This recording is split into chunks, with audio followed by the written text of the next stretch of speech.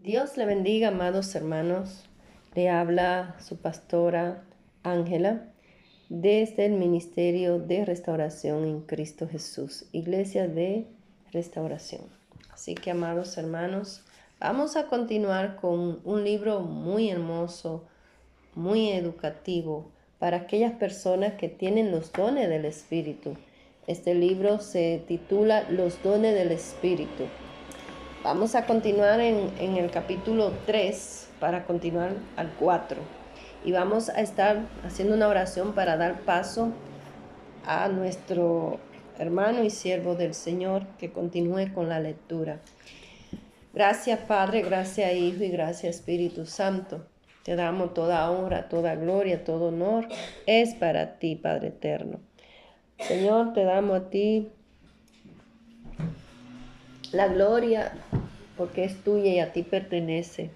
Aquí estamos como siervos inútiles delante de tu presencia. Vamos a continuar, Señor, y que sea de edificación estas palabras y esta enseñanza para aquellos que tienen dones y no tienen esa disciplina, solo operan en los dones, pero no viven una vida de obediencia y de santidad. Oh, gloria a Dios, aleluya. Toma el control de la boca de su siervo y de mí, Señor Jesús. Pasa un carbón encendido por nuestros labios. Amén y amén. Continuamos. Saludes, siervo. Buenos días. Hoy vamos a leer, para leer el libro de los dones del Espíritu. Empezamos. El propósito supremo de los dones espirituales. Concluyamos este capítulo hablando del propósito de los dones desde el punto de vista de Dios. A menudo cometemos el error de ver sus propósitos y provisión solo desde la perspectiva de lo que harán por nosotros. Por ejemplo, oirá a personas decir sobre el bautismo en el Espíritu Santo: te sentirás estupendamente si recibes el bautismo. No se sentirá usted estupendamente todo el tiempo. A veces quizás se sienta peor que nunca porque puede que sea consciente por primera vez de problemas, necesidades y fuerzas espirituales de lo que antes no era consciente. Quizá otros digan: te ayudará mucho con tu estudio de la Biblia, lo cual es cierto. O pueden decir: tendrás poder para dar testimonio. Este es también un resultado maravilloso del bautismo. Sin embargo, todas estas razones para recibir el bautismo en el Espíritu Santo están dirigidas hacia lo que hará por usted. La principal razón por tener el bautismo en el Espíritu Santo es lo que hará por el cuerpo de Cristo, porque por un solo Espíritu fuimos todos bautizados en un cuerpo. 1 Corintios 12:13. ¿Por qué? Para hacernos miembros eficaces del cuerpo de Cristo. Esto glorificará a Dios. El Catecismo de Westminster incluye una frase parecida a: ¿cuál es el principal fin del hombre? Y la respuesta: glorificar a Dios y disfrutar de Él para siempre. Pocos entendemos el hecho de que el fin supremo de la vida es glorificar a Dios. Alguien me dijo una vez: si no existes para la gloria de Dios, no tienes derecho a existir. Esa es la verdad. Todo fue creado para agradar a Dios, porque son importantes los dones espirituales, porque dan gloria a Dios. El libro de Efesios contiene algunas frases sencillamente impresionantes con respecto a esto. Bendito sea el Dios y Padre de nuestro Señor Jesucristo, habiéndonos predestinado para ser adoptados hijos suyos por medio de Jesucristo, según el puro afecto de su voluntad, para alabanza de la gloria de su gracia, con la cual nos hizo acepto en el amado, a fin de que seamos para la alabanza de su gloria. Nosotros los que primeramente esperábamos en Cristo. Efesios 1:3 del 5 a 6 y 12. ¿Cuál es el propósito supremo de Dios al adoptarnos como sus hijos? Que seamos para alabanza de la gloria de su gracia. Hemos sido colmados de gracia. Hemos recibido la gracia cuando no la merecíamos. haciéndonos el objeto del favor especial de Dios. Somos el objeto de su favor más que cualquier otra cosa en el universo, debido a nuestra relación con Jesucristo. Me gusta el versículo que dice que nos hizo aceptos en el amado, porque 1 de cada 5 personas en América tiene un problema básico de sentirse rechazado. He ministrado a muchas personas cuyo problema básico era que, debido a alguna experiencia traumática en la vida, por lo general una falta de amor de los padres, llevaban años viviendo sin sentirse queridos. Sin embargo, nosotros que somos los menos dignos, que éramos los más alejados, hemos pasado a ser los más cercanos. Todas las riquezas del favor de Dios han sido derramadas sobre nosotros para que podamos ser para la alabanza de su gracia por la eternidad. Es aquí donde los dones tienen un papel que desempeñar. Efesios 3:10 dice, para que la multiforme sabiduría de Dios sea ahora dada a conocer por medio de la Iglesia a los principados y potestades en los lugares celestiales. La Iglesia de Jesucristo ha de ser de la revelación por todo el universo, de la sabiduría de Dios. Nuestra versión en español dice multiforme sabiduría, pero la palabra en griego es aún más fuerte, dando la idea de una sabiduría infinitamente variada. Nuestro ejercicio de los dones es una manera significativa en la que Dios cumple sus propósitos de dar a conocer su sabiduría infinitamente variada mediante la Iglesia. En el siguiente capítulo veremos más de esta conexión bella y vital entre la gracia de Dios y los dones que Él nos otorga. Bueno, vamos ahora a la parte 2 del libro Los dones del Espíritu. Carisma, dones de gracia. La palabra en griego para dones y don en 1 de Corintios 12 es carisma. Los 9 dones enumerados no son los únicos dones carisma mencionados en las escrituras.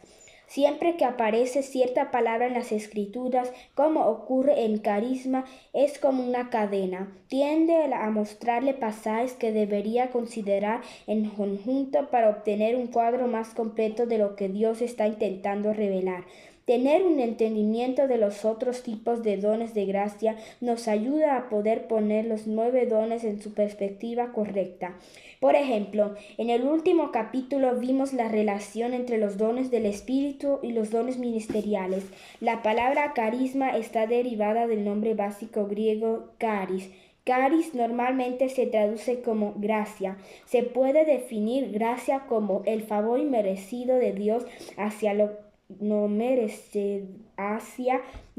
merecedor y lo indigno.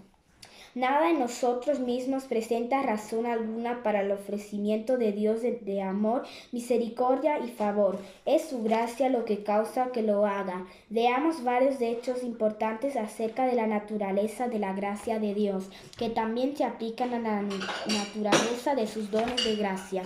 La naturaleza y actuación de la gracia de Dios. La gracia es gratuita. En primer lugar, la gracia es gratuita, no podemos ganarla. El Evangelio es una manifestación de la gracia de Dios. Es su favor hacia quienes no lo merecían y que en cambio merecían juicio y condenación por su pecado y rebelión. Aunque Dios sí recompensa fielmente a los que hacen el bien, eso no es gracia. La gracia está en un nivel totalmente distinto que la recompensa por el trabajo.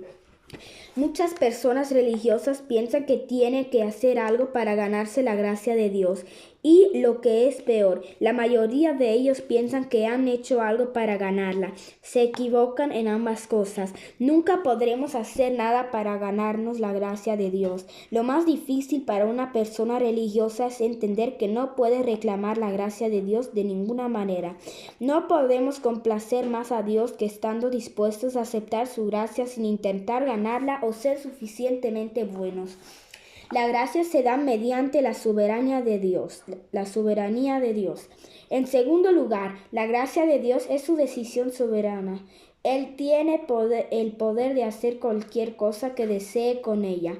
Él no le debe a nadie responsabilidad ni explicación del funcionamiento de su gracia. El Señor dice: Tendré misericordia del que yo tenga misericordia, y me compadeceré del que yo me compadezca. Romanos 9:15. La gracia viene mediante Jesucristo. En tercer lugar, la gracia solo tiene un canal. Hay solo una manera en que viene a la raza humana. Es mediante Jesucristo. En Juan 1:17 leemos: pues la ley por medio de Moisés fue dada para la gracia y la verdad vinieron por medio de Jesucristo. Dios no le da gracia a nadie en ninguna situación o circunstancia aparte de su Hijo. La gracia es para los humildes. En cuarto lugar, la gracia se le ofrece solo a un tipo de persona, el humilde. Tanto Santiago como Pedro citaron Proverbios 3:34 en sus epístolas. Dios resiste a los soberbios y da gracia a los humildes. Santiago 4:6, Primera de Pedro 5:5.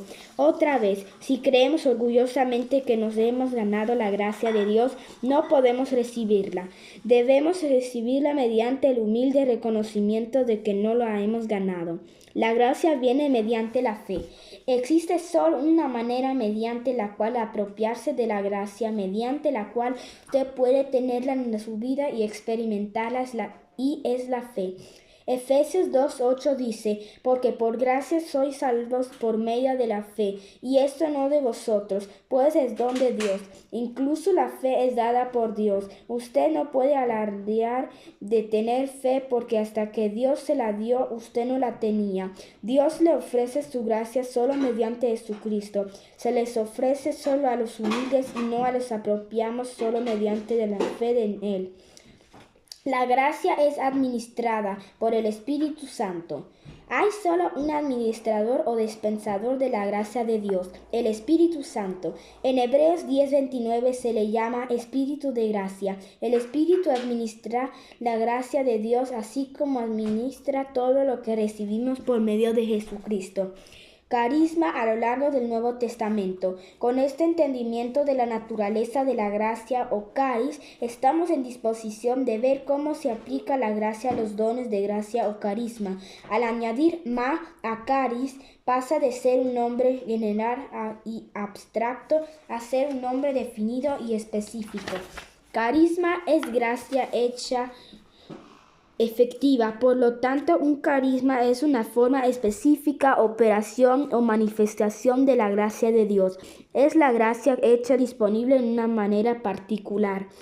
Hay varios lugares en el Nuevo Testamento donde se usa la palabra carisma.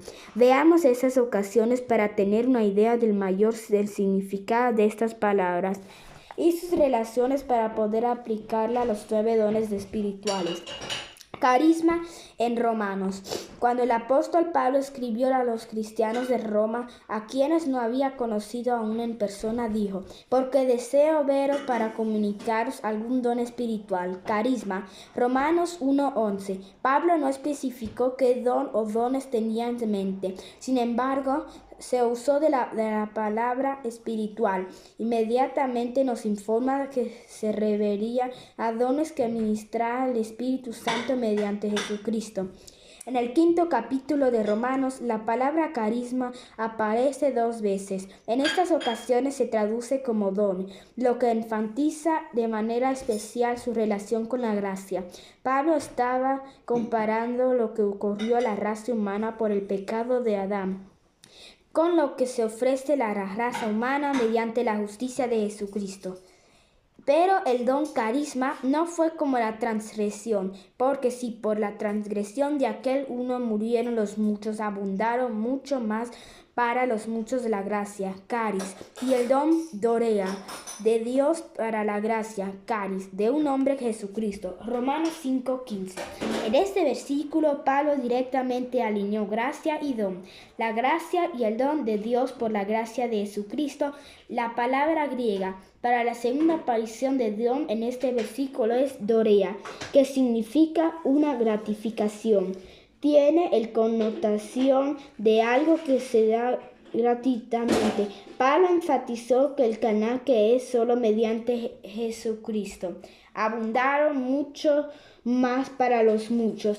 Y con el don Dorea no sucede como en el caso de aquel que pecó, porque ciertamente el juicio vino a causa de un solo pecado para condenación, pero el don carisma, el regalo gratuito de Jesucristo, vino a causa de muchas transgresiones para justificación.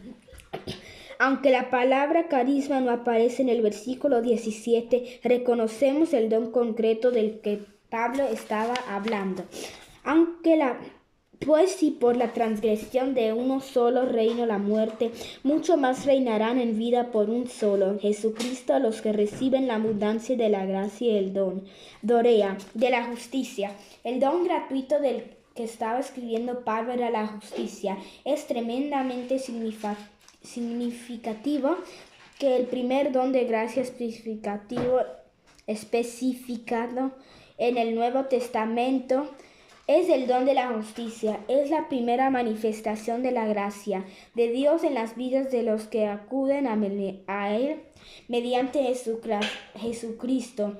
Dios no puede hacer nada por nosotros hasta que nos haya hecho justos. La justicia es un don de gracia o un don inmerecido y gratuito.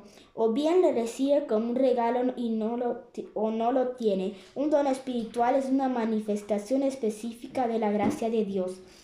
Después llegamos a este conocido versículo, porque la paga del pecado es muerte, mas la dádiva carisma de Dios es vida eterna. En Cristo Jesús nuestro Señor nuestro. Romanos 6:23. De nuevo, Pablo esboza un contraste deliberado entre la paga y los dones de gracia, donde la paga es la recompensa debida por lo que hemos hecho. Si usted trabaja 5 días por semana con un salario fijo, al final de la semana usted se ha ganado su paga o salario. Esa es su recompensa de vida. Lo pusiste tachado. Bueno, gloria a Dios, aleluya. Alabado sea el nombre del Señor. Así miremos, hermanos, que no porque nosotros hagamos muchas cosas o creamos que por lo que hacemos vamos a recibir la salvación. Es a quien Dios quiera dársela, a quien Dios haya elegido darle la salvación. Así que procure hacer la voluntad de Dios, pero primeramente vivir para Cristo, habiendo tenido ese encuentro personal con el Señor. Es muy importante que las personas puedan entender con respecto a los dones, porque hay muchas personas que creen que por los dones se van a salvar. No, son dones, son regalos. Es como cuando usted recibe un regalo, ese regalo Dios se lo da. Y la salvación es un regalo y es por gracia, no por lo que usted haga. No es por lo que usted haga, porque si vamos a eso, ¿cuántas personas tuvieron accidente y fueron gente muy, muy, muy terrible aquí en la tierra, haciendo y deshaciendo, y confesaron a Cristo? Y Dios le dio una oportunidad, y no fue por lo que hicieron, sino porque Él elige a quien le da la salvación. En una ocasión Él me decía, no importa cómo sea, sigue orando por esa persona, porque yo tengo misericordia de quien yo quiera tener misericordia. Así que aún en el hecho de muerte me decía, yo tengo misericordia, no deje de orar por esa persona, porque es una persona que todavía no se ha entregado por más que escucha, por más que se le dice.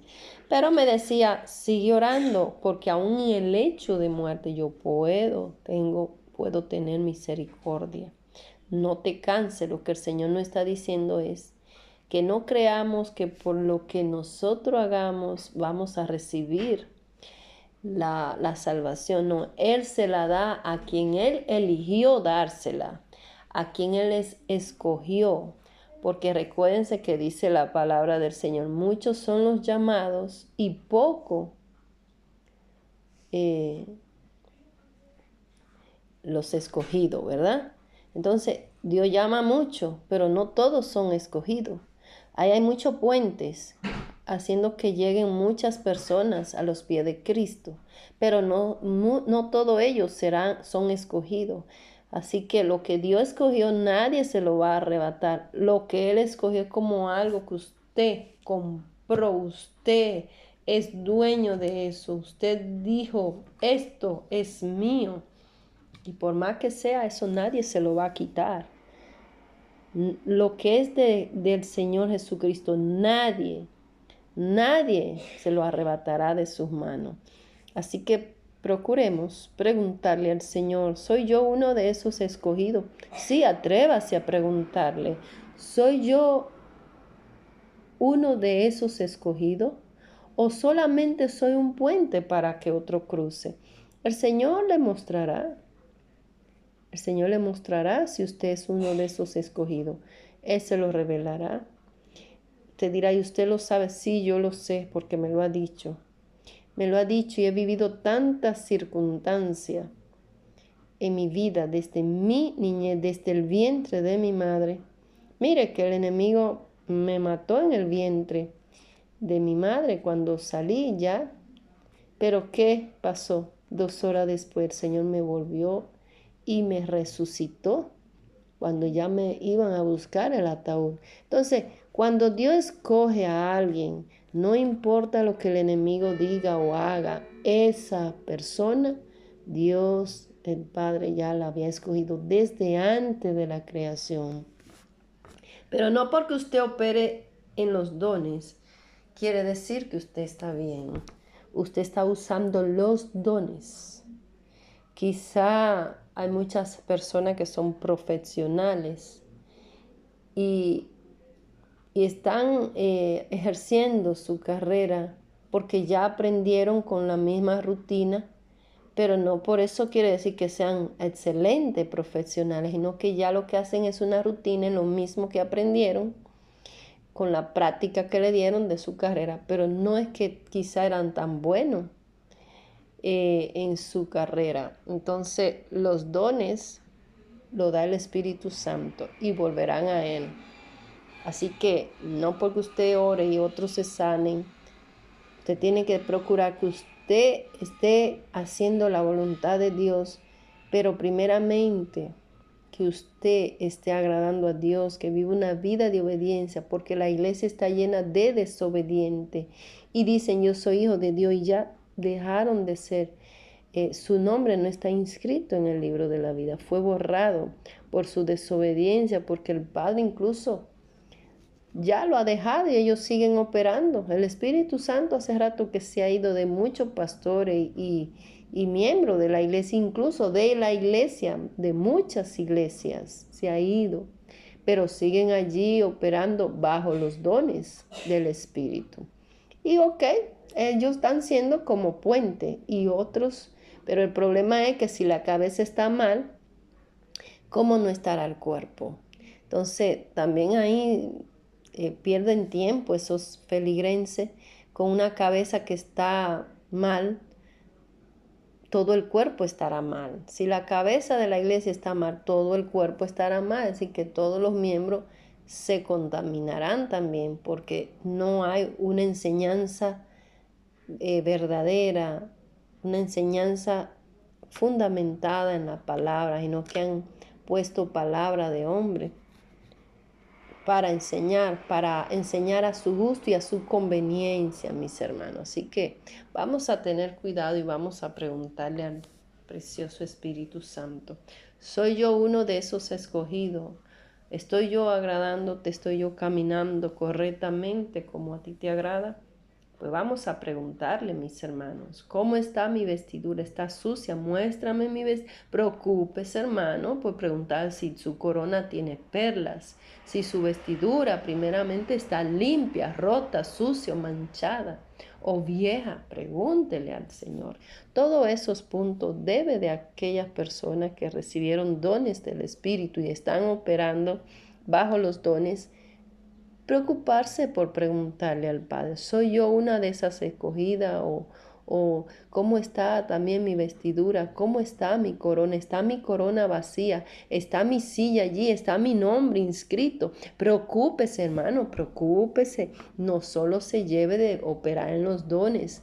Yo soy una persona que me encanta preguntarle, mi corona, ¿cómo está? ¿Cómo está mi vestidura? ¿Está mi nombre en el libro? ¿Está mi silla en el sitio donde, en la mesa ahí puesto? Sí, hermano. Porque usted tiene que estar seguro si usted está agradando a Dios. Usted no puede nada más operar en los dones y jactarse de yo, se sanaron tanto, ¿no? ¿Y qué? Y si usted va y muere después de llenar un estadio de 100,000 personas y usted no estaba bien, y usted diga, pero ¿qué pasó si acabo de salir de una campaña de 100,000 personas? Señor, ¿qué pasó? Bueno, hijo, te mandé muchos mensajes, te revelé y no cambiaste. Ya llegó la hora de que tú partieras de la tierra. Ahora ríndeme cuenta. Eso me imagino que le ha pasado a muchísimo, diciendo, Señor, pero si yo oraba y los enfermos sanaban, si yo predicaba, si yo llenaba estadios, si yo cantaba. Bueno, hijo, pero es que no cambiaste. Es que en tu corazón había orgullo, es que en tu corazón había soberbia, en tu corazón había maldad, había pecado. No te dispusiste a tener un corazón dispuesto para que yo lo cambiara. No me dejaste entrar, no me dejaste limpiar totalmente tu corazón. Entonces, con esto voy a terminar dándole toda la honra y la gloria al Padre, al Hijo y al Espíritu Santo. Dios le bendiga, amados hermanos. Transmitiendo desde Europa, la pastora Ángela con ustedes. Dios le bendiga. Ministerio de Restauración Iglesia, Ministerio de Restauración en Cristo Jesús. Amén.